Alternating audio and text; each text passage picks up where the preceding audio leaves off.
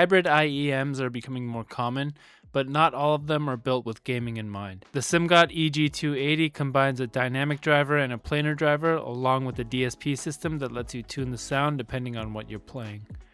So today I'm testing how that actually translates into real-world gaming and listening.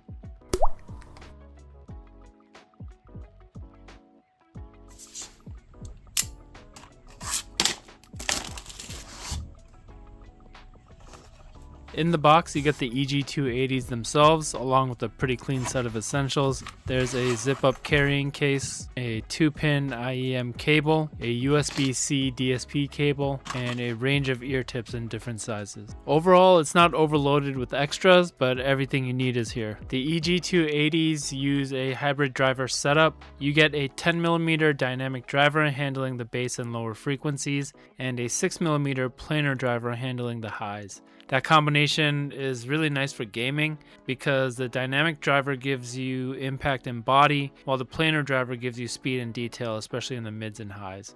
It also comes with a USB-C DSP cable. This lets you run custom EQ profiles if you hook it up to your phone. That means you can tune it for things like footsteps, positional cues, or explosions depending on the game you're playing. Build quality is solid. The shells are lightweight and sit naturally in the ear with the included cables. This is pretty important, especially if you tend to have longer gaming sessions. I've definitely tested some that have gotten uncomfortable after a couple hours of use, but these stay easy to wear even after a few hours. Design-wise, they actually look pretty high-end to me. It's got a clean metallic shell with minimal branding, so they don't feel cheap or overdone. Now, when you're reviewing audio gear on video, there's always one challenge. You can't actually hear what I'm hearing, so the goal is really to describe the character of the sound as clearly as possible.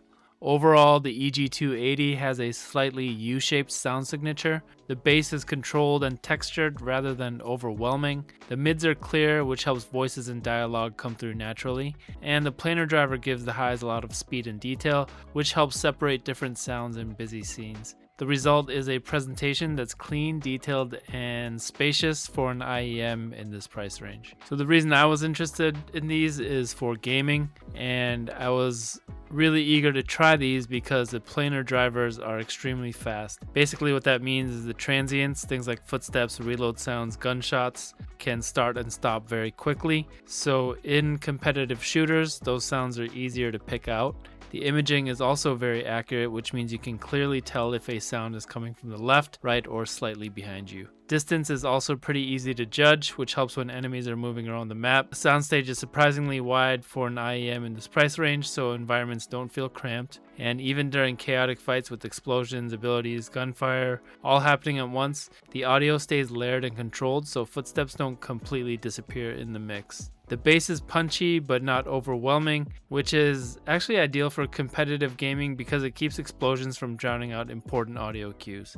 Overall, the experience feels precise and responsive, and that's exactly what I want for competitive play. For music, the tuning leans more toward clarity and detail rather than heavy bass. The vocals sound natural and forward, instruments have good separation, and the planar driver helps bring out a lot of small details in the mix. If you like clean, detailed audio, it performs really well and you should check these out. A lot of my other IEMs are really bass heavy, and I like that when I'm listening to music or watching movies, playing single player games. But in terms of clarity, I mean, these are at the top of the chart. If you're looking for massive bass, these are not tuned for that. So overall, the Simgot EG280 is a really interesting hybrid between a hi-fi IEM and a competitive gaming headset.